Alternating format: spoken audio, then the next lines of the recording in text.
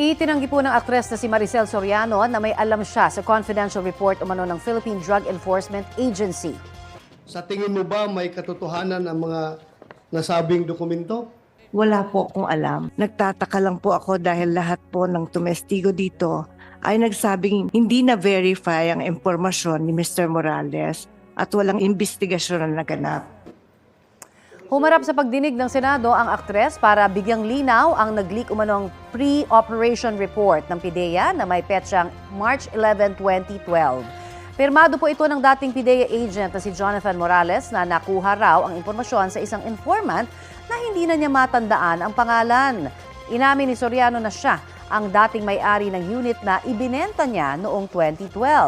Itinanggi naman ng aktres ang alegasyong gumagamit siya ng droga. Nauna nang tinawanan ni Pangulong Bongbong Marcos ang pagkakadawit din ng kanyang pangalan sa umano'y leaked PIDEA document. Iginiit na rin ng PIDEA na non-existent o walang ganyang report.